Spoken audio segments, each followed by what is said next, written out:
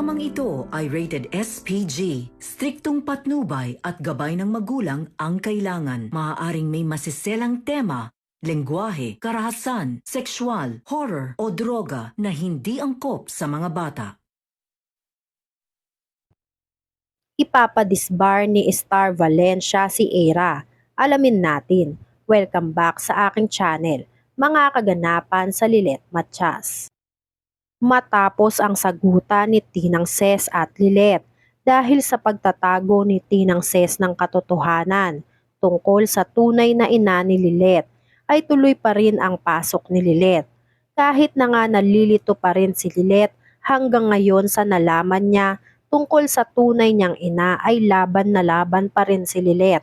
Mabuti na lang at nandyan si Bonnie at si Kurt para alalayan ang ating bida na si Lilet Matias. Kaya lumalakas ang loob ni Lilet dahil may mga kaibigan siya na handang tumulong sa kanya.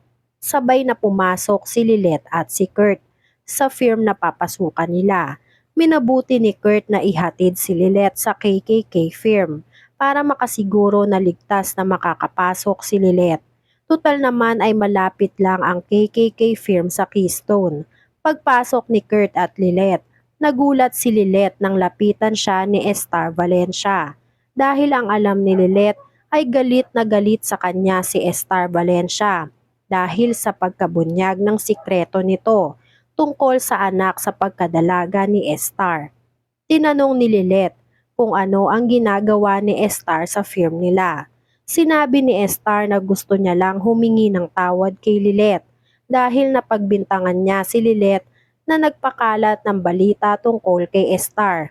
Inamin ni Star na nagkamali siya at hindi niya muna inalam kung totoo ba ang sinasabi ng press na si Lilet talaga ang nagpakalat ng chismis. Kaya nang umalis daw si Lilet sa Pangasinan at naiwan si Star, ay nagpag-isip ni Star na itanong ang isa sa mga press para malaman kung totoo ba talaga na si Lilet ang may pakana ng pagkabuking ng sikreto ni Star. Dito na nga raw inamin ng press na isang mistisang babae at magandang babae na around 20s ang edad ang nagpunta sa mga press para sabihin ang sikreto ni Star. Hindi na nga raw nagpakilala ang babae sa kanila.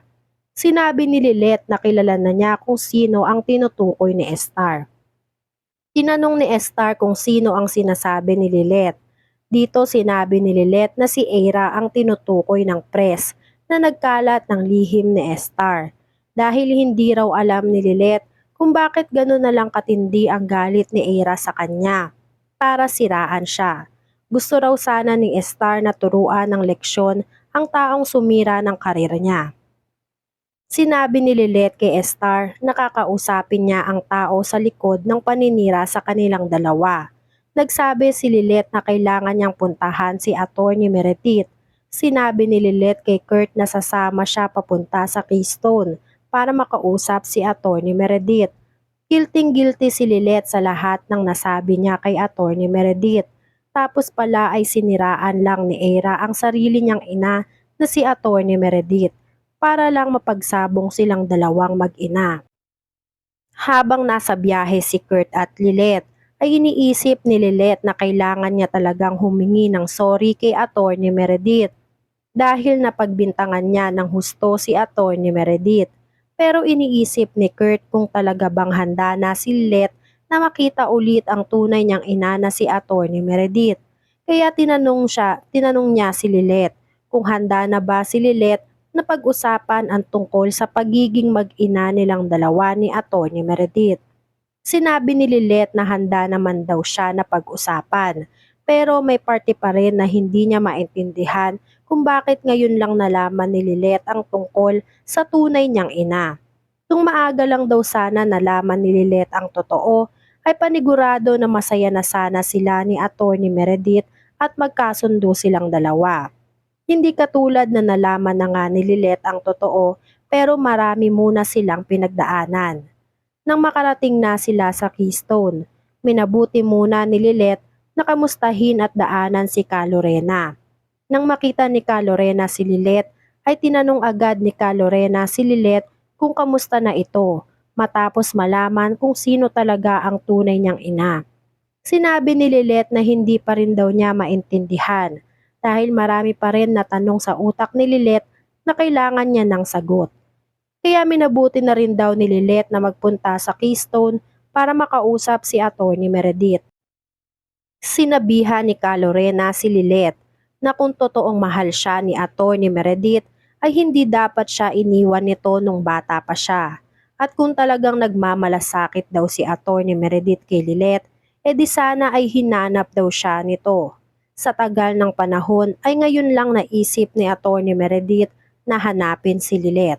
Pinagulo nga lalo ni Calorena ang utak nitong si Lilet matapos siraan ni Calorena si Attorney Meredith kay Lilet. Sinabi ni Lilet kay Calorena na si Attorney Meredith lang ang makakasagot sa kanya kung talaga bang hindi siya hinanap nito sa matagal na panahon.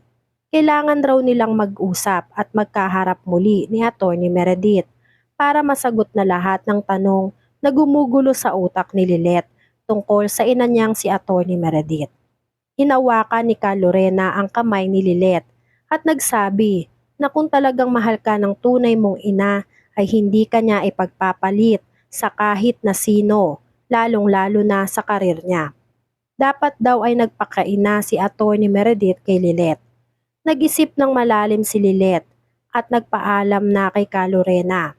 Naisip ni Lilet na kailangan niyang harapin kung anuman ang dapat harapin para matapos na lahat ng tanong na gumugulo sa isip ni Lilet.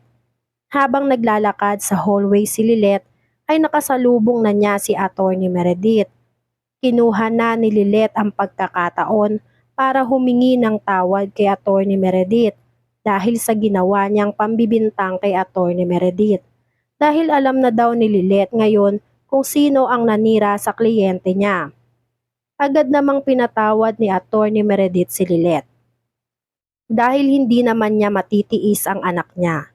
Kinuha na rin ni Attorney Meredith ang pagkakataon na humingi ng pangalawang pagkakataon kay Lilet para makabawi at magpaliwanag sa ginawang pangiiwan nito kay Lilet.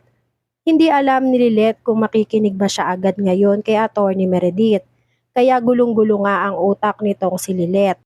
Samantala, tinawagan naman ni Tinang Ses si Kurt para manghingi ng update tungkol kay Lilet dahil hanggang ngayon ay hindi pa rin siya kinokontak ni Lilet para i-update dahil siguro masama pa rin ang loob nitong si Lilet sa Tinang Ses niya.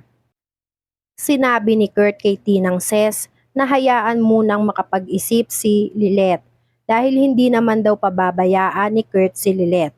Kaya nakampante na nga ang loob nitong si Tinang Ses dahil nalaman na niya na maayos ang lagay ng anak-anakan niyang si Lilet.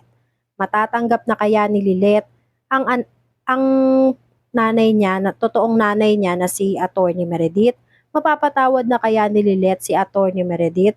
Yan nga ang mga kaganapan at mga dapat nating abangan dito sa Lilet Matias. Kung gusto nyo pa ng mga gantong klaseng video ay mag-subscribe at i-like itong video na to. Maraming salamat po.